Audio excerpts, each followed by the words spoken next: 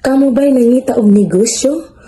Extra income na madala-dalang ninyo bisag asa mo padulong? 2020 nawad-an kog trabaho sa multiple job to zero job. So naguul kay sa nga tanan ko unsaon ako pagka-cope up sa among panginahanglanon adlaw-adlaw. So nagampo ko sa Ginoo sa kahitasan nga i-guide ko niya kung asa ko padulong. Nagsugod kong pangita og online business atong nag 1 year maternity leave ko. Ganahan ko di ari sa Canada kay naay government support pero dili gihapon na tama, dili gihapon igo sa ang mga daily expenses. And then sige po kasakit ang ako ang anak. And then sige po mig absent kung magkasakit siya. So at that time na remember na ko nga mao man yang nahitabo sa ako ang inahan. So namatay siya nga wala mi nakasupport sa iyaha, sa iyang kiliran kay busy pud mi sa among mga trabaho. So pag-abot na ko din sa America 17 years ago, nagsuporta ko sa akong ginikanan financially. Peskulan ako akong mangmanghod, akong pag-umangkon, unya karon akong igagaw. So in short, wala jud ko natigang para sa ko, kaya akong sweldo ako maipadala sa ila. So motong sa kaadlaw murag nag-uulang ko kunahuna ba para sa akong kagalingon nga what if mahitabo na ako, mag-unsa na lang sila. So motong nagampo ko sa Ginoo nga Lord, unsay akong buhaton. Nakoy gustong buhaton pero wala ko kabalo unsaon. Dugay ko nagtrabaho sa accounting unya ang akong bana naa sa manufacturing company.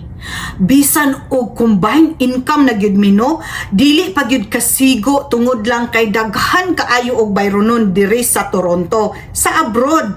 Sa una nag-agi ko og tulo ka trabaho. Nag-cleaning lady ko, nanglimpyo ko sa mall sa weekend. Unya ang akong mga anak mga gagmay pa sila ato sa una, ako lang silang pambiyaan sa daycare. Tungod kay kinahanglan nako moadto sa akong part-time pag weekend. Ug wala na po nako na malayan nga daghan na madagay ko gibati nga sakit.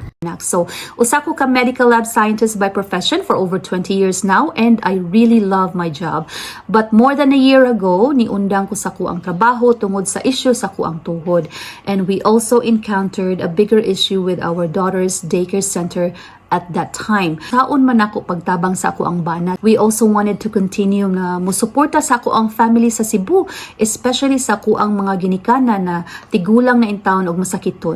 Because of this business na nakita nako back in 2020, nausab gyud ang akong kinabuhi from multiple job to one job. So imagine ako na naka-imagine ko sa akong kaugalingon nga grabe gyud akong pasalamat sa Ginoo kay taas gyud kaayo ang mga pinahanglanon dinhi. So kung wala kay trabaho, unsaon nimo pagka-cope up sa mga panginahanglanon nga imong pamilya naa man dinhi. So karon ingon lagi ko nga thank you gyud kaayo sa online business nga gihatag sa Ginoo sa ato sa ako sa amo ang pamilya kay nausab kayo ng among kinabuhi maka-travel na ni o ganang bitang dili na kamangutang sa imong credit card. So gladly enough, thank you to our Lord Jesus Christ.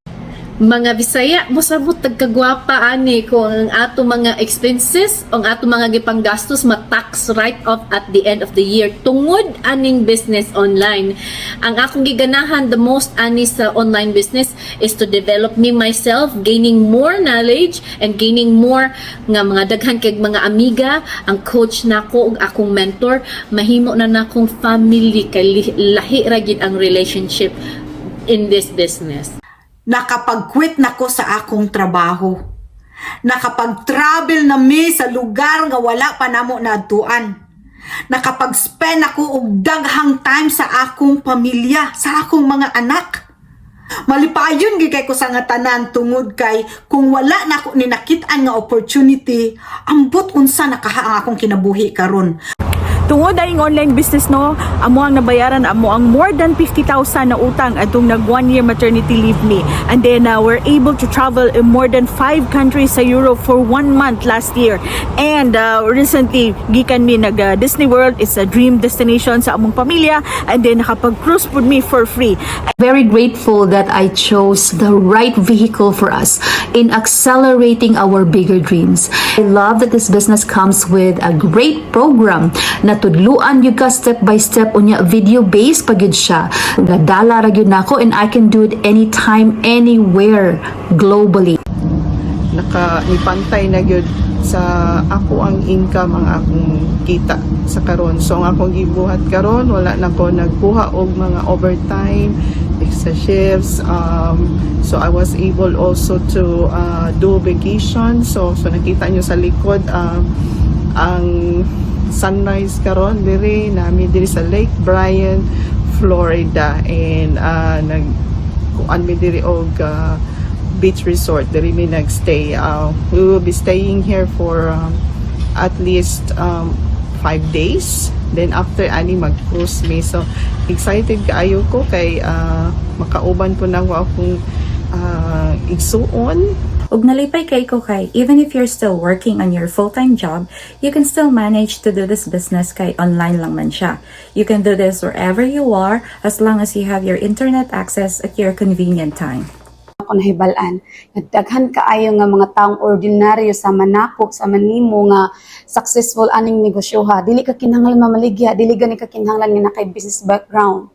Mauna, kung naamoy pangandoy sa inyong kaugalingon, kung naamoy pangandoy sa inyong kinabuhi, why not grab this opportunity nga mauni ang makahatag o kabaghuan o sa inyong sitwasyon nga dugay na ninyong gipangita. Kaigsuunan, I am inviting you to click the Learn More button, enter your name and email, and watch the 90 minutes workshop. Have this opportunity, nothing to lose. So, register lang ninyo inyong pangalan at www.lucyramelbahian.com para dili ninyo ma-miss ng opportunity makakita din mo sa informasyon. So, register your name at www.lucyramelbahian.com. If God is with us, nothing is impossible sa atong mga pangandoy sa atong kinabuhi. Okay mga kaigsunan, bye for now. God bless. Bye.